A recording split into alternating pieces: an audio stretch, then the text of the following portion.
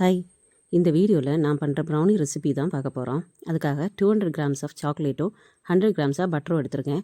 அதை double boiling மெத்தடில் melt பண்ணி எடுத்துக்கணும். நெக்ஸ்ட் ஒரு பவுலில் 3 முட்டை எடுத்திருக்கேன். அதை லைட்டாக பீட் பண்ணி எடுத்ததுக்கப்புறமா 250 கிராம் கப்பில் ஒரு 3/4 கப்பு பொடிச்ச சுகர் எடுத்திருக்கேன். அதையும் இதுக்கு கூட ஒரு 3 to 4 டைம்ஸாக போட்டு நல்லா மிக்ஸ் பண்ணி கொடுத்துக்கிறேன். கேக்கு பீட் பண்ணி எடுக்கிற மாதிரி இந்த ப்ரௌனிக்கு பீட் பண்ண வேண்டிய தேவையில்லை.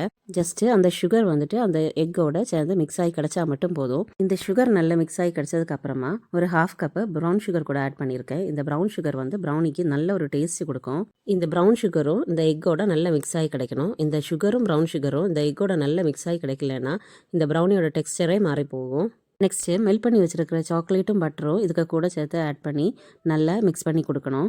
மெல்ட் பண்ணி வச்சுருக்கிற இந்த சாக்லேட்டும் பட்டரும் இந்த மிக்ஸுக்கு கூட சேர்த்து ஆட் பண்ணும்போது இந்த பேட்டர் பார்க்கவே அவ்வளோ ஷைனிங்காக சூப்பராக இருக்கும். இந்த சாக்லேட்டை நல்லா நீட்டாக பொறுமையாக அந்த பேட்டர் கூட சேர்த்து மிக்ஸ் பண்ணி எடுக்கணும். இதெல்லாம் நல்லா மிக்ஸ் ஆகி கிடச்சதும் இதுக்கு கூட ஒரு 1/2 கப் மைதாவும் ஒரு 1/4 கப் கொக்கோ பவுடரும் இதுக்கு கூட ஆட் பண்ணியிருக்கேன். ப்ரௌனிக்கு பேக்கிங் பவுடரோ பேக்கிங் சோடாவோ இது எதுவுமே யூஸ் பண்ண வேண்டாம். ஸ்டார்டிங்கில் எக் பீட் பண்ண எடுக்கும்போது வெனிலா எசன்ஸு ஒரு 1 டீஸ்பூன் ஆட் பண்ணணும். நம்ம எடுத்த மைதாவும் கொக்கோ பவுடரும் எந்த லம்ஸுமே இல்லாமல் இந்த பேட்டருக்கு கூட நல்லா நீட்டாக மிக்ஸ் பண்ணி எடுக்கணும். கேக் பண்ணும்போது கொஞ்சம் ஓவர் பீட் பண்ணாலும் கூட அந்த பேட்டர் வந்துட்டு ரைஸ் ஆகி கிடைக்காது. ஆனால் ப்ரௌனியில் அந்த மாதிரிப்பட்ட எந்த ப்ராப்ளமுமே இல்லை. எல்லாமே நல்லா மிக்ஸ் பண்ணி எடுத்ததுக்கு அப்புறமா நான் இதை ஒரு 9 இன்ச் டின்னில் தான் போர் பண்ணி பேக் பண்ண எடுத்திருக்கேன். இந்த ப்ரௌனி பேட்டரில் ஃபில்லிங்ஸுக்காக நமக்கு எந்த சாக்லேட் வேணாலும் யூஸ் பண்ணலாம். நான் இதில் டாப்பிங்ஸுக்காக கொஞ்சம் சாக்கோ சிப்ஸ் மட்டும்தான் ஆட் பண்ணியிருக்கேன். இதை பேக் பண்ணி எடுக்கிறதுக்காக ஒரு 10 மினிட்ஸ் ப்ரீஹீட் பண்ண ஓடிஜியில் 200 டிகிரியில் ஒரு 25 மினிட்ஸ் வச்சு எடுத்திருக்கேன்.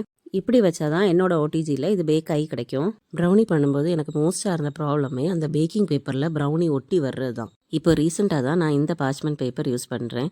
இந்த பேப்பர் யூஸ் பண்ணதுக்கப்புறமா எனக்கு இந்த ப்ரௌனி வந்து ஒட்டுற ப்ராப்ளமே இல்லை. நான் ஏற்கனவே இந்த மாதிரி லூஸில் வாங்குற இந்த மாதிரிப்பட்ட பேக்கிங் பேப்பர் தான் யூஸ் பண்ணியிருந்தேன். அது ஃபுல்லாகவே ஒட்டி தான் வரும். நான் ஃபஸ்ட்டாக போட்ட வீடியோவில் அந்த ப்ரௌனி பார்த்தாலே தெரியும், அது ஃபுல்லாக ஒட்டி தான் இருக்கும். இந்த பார்ச்மெண்ட் பேப்பர் எல்லா பேக்கிங் மெட்டீரியல் ஷாப்லேயுமே கிடைக்கும். அதே சேம் ரெசிபி தான் நான் இப்போவும் ஃபாலோ பண்ணுறேன். ஆனால் ஒட்டாது, நல்ல நீட்டாக கிடைக்கும். இந்த ப்ரௌனி ஃபுல்லாக பேக் ஆகி வந்ததுக்கப்புறமா ஃபுல்லாக கூல் டவுன் பண்ண விட்டுட்டு அதுக்கப்புறமா நான் இதை பீஸ் போட்டு எடுத்திருக்கேன். இந்த ரெசிபி உங்களுக்கு பிடிச்சிருந்துன்னா ட்ரை பண்ணி பாருங்கள். ட்ரை பண்ணி பார்த்துட்டு உங்களோட ஃபீட்பேக்கை கமெண்ட்ஸில் ஷேர் பண்ணுங்கள்.